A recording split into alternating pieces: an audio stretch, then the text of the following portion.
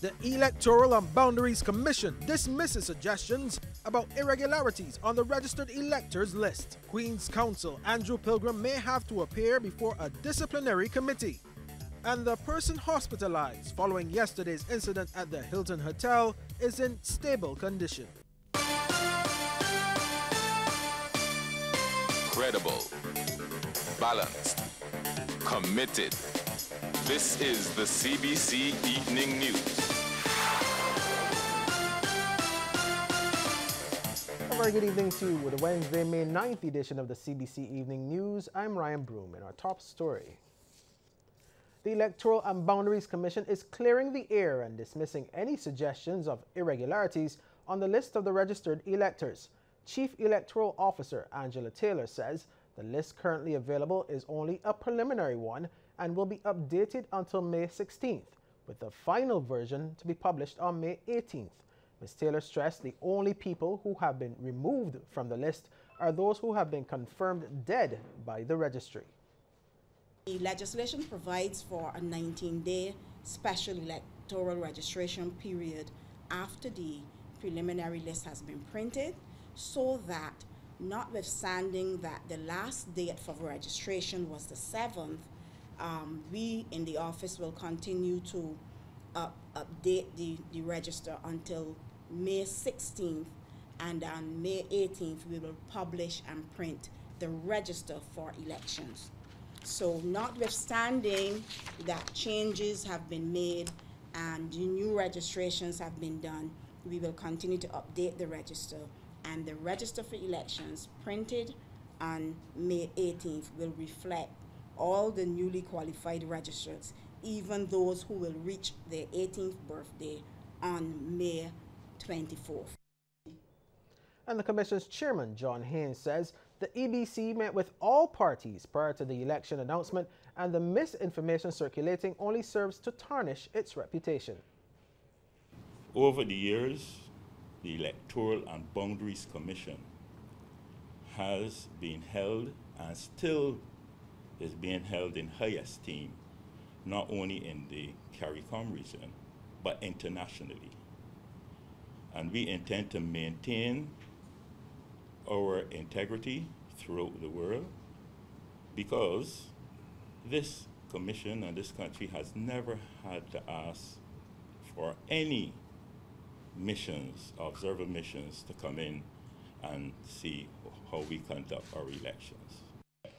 Onto the campaign trail now. DLP candidate for St. James South and Minister of Industry, International Business, Commerce and Small Business Development, Donville Innes, is defending his tenure as Minister of Health. He served from late 2008 until February 2013. Speaking at a spot meeting in Croton Drive in his constituency, Innes says the steps he took to reform the Barbados Drug Service saved the island millions of dollars. Boasting that Barbados has the best healthcare system in the Caribbean, Minister of Industry, International Business, Commerce and Small Business Development, Donville Innes, said there was too much wastage in the drug service prior to him becoming Minister of Health. Speaking at a spot meeting in Croton Drive in the constituency of St. James South, Innes said government was confronted with the growing cost of healthcare, which at the financial year 2009 to 2010 stood at $53 million. He said something had to be done to trim the cost. Today, the cost of running Barbados Drug Service has come down from $53 million to $20 million per year.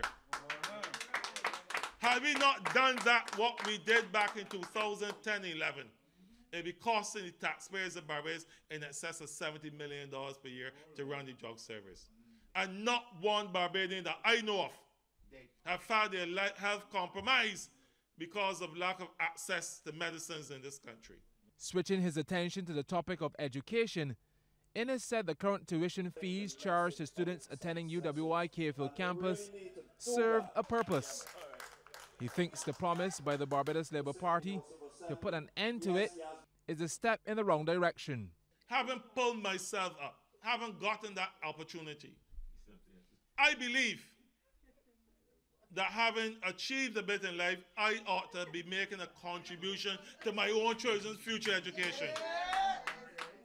And I do it because I believe that those of us who have the wherewithal to do that should do it, so as to allow the state to take care of those who don't have the wherewithal. But what has been happening in Barbados over the years is this false hope and promise that the state will provide everything to everyone regardless of socio-economic circumstance. And that, ladies and gentlemen, is a lie.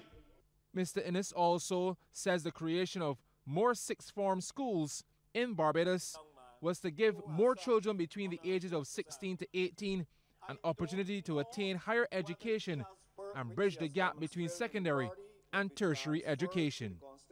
Damien Best, CBC News.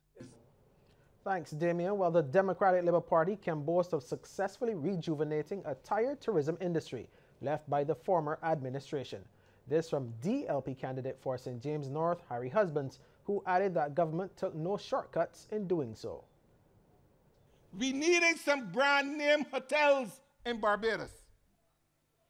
That explains, almost alone explains why such great effort was made to attract a name like Sandals.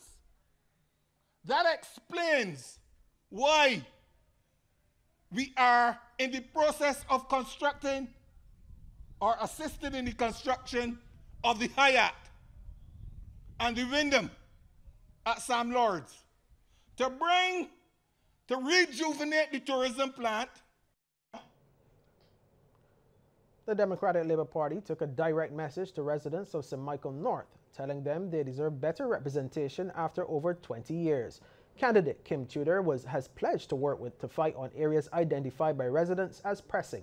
These include jobs and housing. The commitment was given during a spot meeting at Denton Road in Grisette's, St. Michael.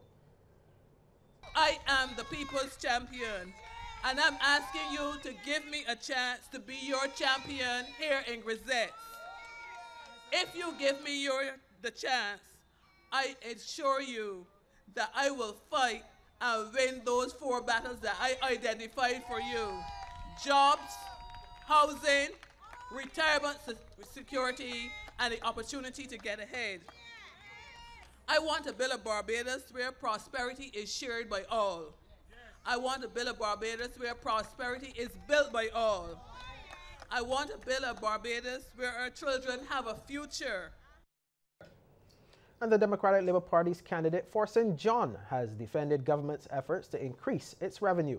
George Pilgrim says the BLP continues to try and hoodwink the country with its promises, which he says will only be an additional burden on the public purse. We are being told by the opposition that upon coming to office, their intention is to find ways and means of reducing the revenue that we take in by making that determination in a manner which they say they're going to repeal NSRL. We are already faced with shrinking revenues from developed countries in terms of the offshore sector. And the Barbados Labour Party has recklessly said to Barbadians that they will also ensure that this country has shrinking revenues. Meanwhile, the people of St. John are being told that they have the power to see real change in that parish under a Barbados Labour Party administration. BLP leader Mia Motley made the promise while speaking during a meeting at Messiah Street last night. Orlisa Lord reports. The constituency of St. John has long been regarded as a safe seat for the Democratic Labour Party after holding it for the past 60 years. But the Barbados Labour Party is now confident it can win the seat this time around. BLP leader Mia Motley says she has never seen a greater level of loyalty than that given by the people of St. John to the DLP. She, however, believes they have not been rewarded for their allegiance. There are some who feel that the roads that you got up here remain in the state in which they are because you have been taken for granted by a government who believes that regardless of what they do, you will vote for them. There are some who feel that regardless of what happens, The people of St. John there for we because we had 2 prime ministers from them. And not only the roads don't get due, but there are basic issues that befall the people of St. John. Regarding a promise made last weekend to raise non-contributory pensions, Ms. Motley made it clear that the BLP has costed every measure it plans to implement should it form the next government. How do we now find it possible to believe that we cannot find the money to make sure that they have access to a minimum standard of living in this country? We haven't plucked numbers from the sky. We have done our planning. We have done our analyses. And we have made a determination that this matters to us. First-time candidate Charles Griffith says absolutely nothing is happening in St. John at the moment. He says unemployment is rampant and roads are in dire need of repair. He outlined some of his plans for the rural parish during the meeting, which focused on the elderly and the David Thompson Health and Social Services Complex. In addition to that, when it reaches a stage that we are now flying again with wings, strong wings, I am going to propose that we move to a 24-hour at that particular location. But furthermore, because of the 160 individuals in this particular this area who is over 65, transportation to get to the polyclinic is a problem. So we're going to find the resources to provide a purpose-built bus to move the senior citizens in St. John to the polyclinic for treatment. Lisa Lord, CBC News. Thanks, Lisa. Well, Dr. Sonia Brown, the Barbados Labour Party's candidate for St. Philip North, is suggesting that the ruling Democratic Labour Party has repeatedly used the loyal people of St. John for simply votes. She was speaking at the party spot meeting held at Messiah Street, St. John last night in support of Comrade Charles Griffith. But being a representative of a parish suggests to you that you are the mother or father of the parish and you are entitled to decent representation. What did Mara do for you? Charles, on the other hand, has been doing for you and is not even a member of parliament for years. Weigh in the balance. What has the DLP done other than win and use your votes? They have used you.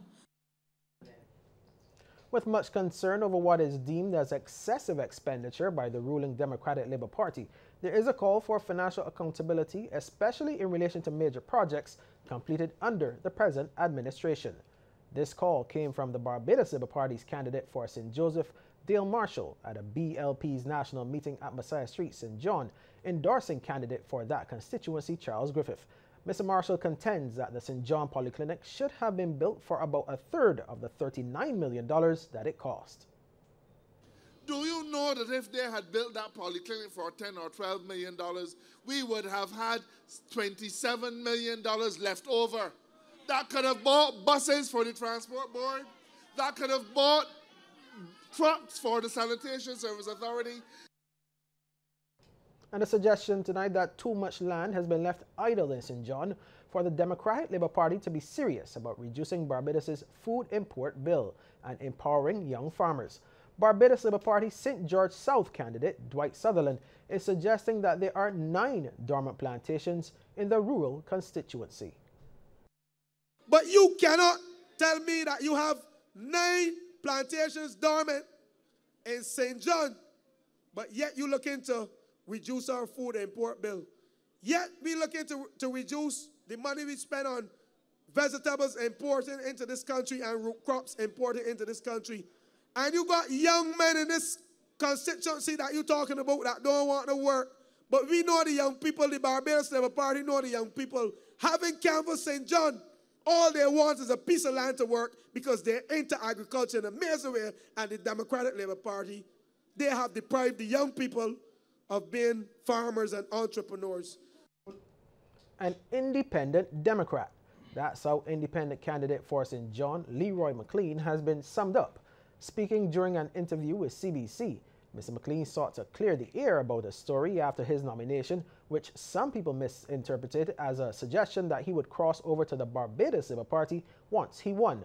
Mr. McLean is adamant that this will not be the case. His running as an independent makes for an unprecedented situation, as he still considers himself a member of the Democratic Labour Party.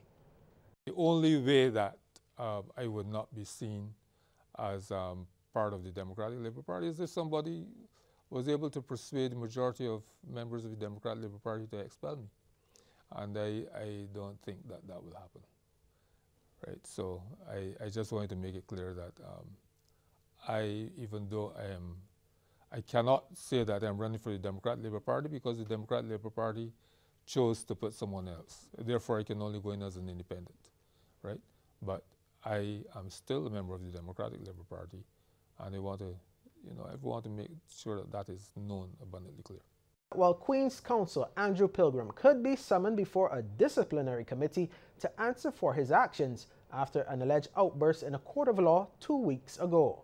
Despite an apology to the man at the receiving end of that outburst, Magistrate Gravely Bannister, a formal complaint has been filed with the Bar Association.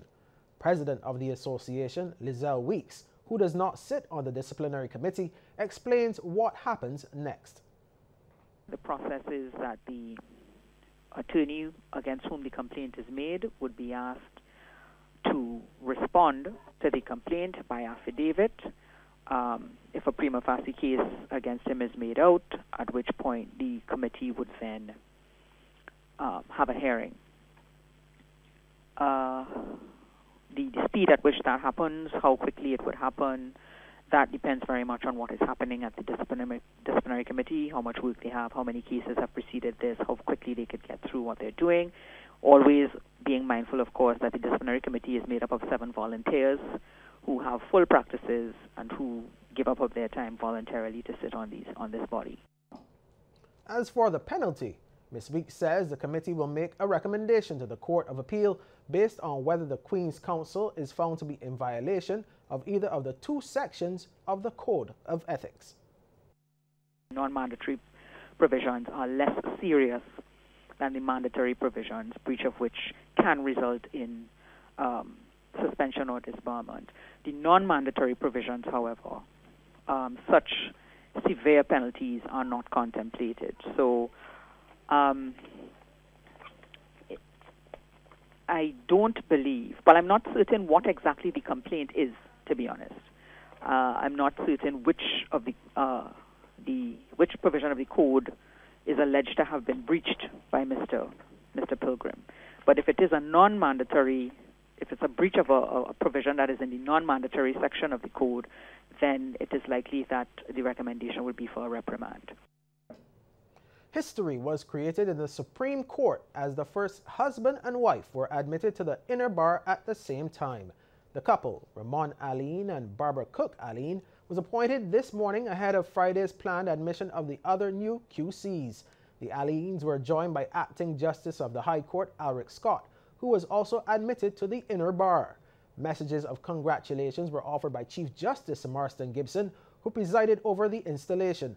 Attorney General Adriel Brathwaite, who moved the admission, spoke highly of the duo. Mr. Brathwaite says Mr. Aline is seen as an outstanding attorney and his wife is well respected. And that's important. As you know, my Lord, in considering applicants for the inner bar, one of the things that one looks at is how does your peers feel about you in terms of your knowledge of the law and stuff.